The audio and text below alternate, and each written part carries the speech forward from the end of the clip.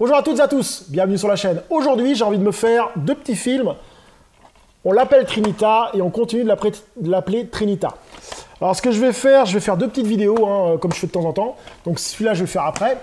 Donc aujourd'hui, dans cette vidéo-là, on va parler de On l'appelle Trinita. Alors pour moi, c'est quoi? C'est un film que j'ai vu et revu, qui a marqué mon enfance.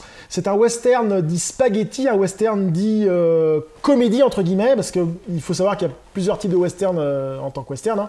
Il y a le premier western qui est plus sérieux, avec Serge Leone, comme il était une fois dans l'Ouest, Le Bon, la Beauté et le Truand, Pour une poignée de dollars, enfin avec du Clint Eastwood. On a aussi les westerns un peu plus sérieux avec John Wayne. On a vraiment beaucoup de westerns. Tous les westerns des années 50, 60, 70 sont vraiment sérieux.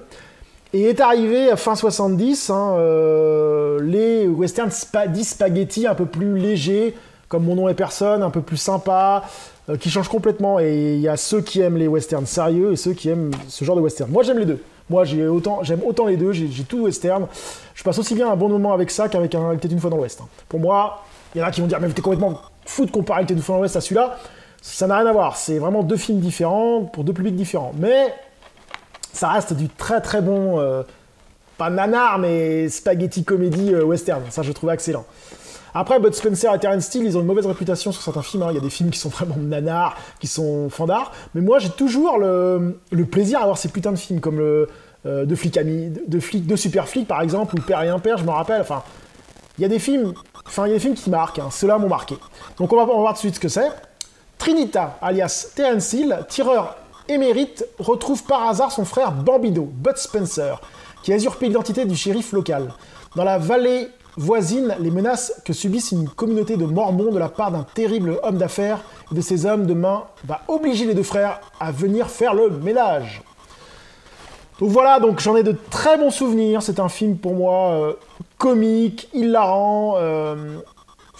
C'était pas mal. On va voir si c'est toujours le cas en 2022. C'est parti. Donc je viens de finir On l'appelle Trinita. J'ai passé encore un agréable moment à voir ce film. C'est un film hyper comédie. Rien que l'intro avec le cheval là, qui le tire, là on le voit sur la pochette, ici là. Il se fait tirer par le cheval, avec la musique qui va avec. Tout est bien fait dans ce film. Les gueules des mecs, la façon dont c'est tourné, la façon dont c'est filmé. C'est vraiment excellent. Ça se rapproche énormément d'un Mon nom est personne, un peu moins bon quand même. Mais quand même, j'ai encore passé un bon moment avec Terence Steele et Bud Spencer. Ça me fait rigoler. Les combats sont des combats à la style cartoon, ils tapent sur la tête et tout. Enfin, les gunfights, c'est pareil, c'est réaliste, mais c'est tellement bon, c'est tellement marrant, c'est un film qui se regarde, qui se voit, revoit, qui est juste énorme. J'adore ce film, aussi bon que d'autres westerns plus cultes entre guillemets, mais ça reste un western vraiment sympa, vraiment à voir quoi. Si vous avez l'occasion, regardez-le, vous allez vous fendre la gueule.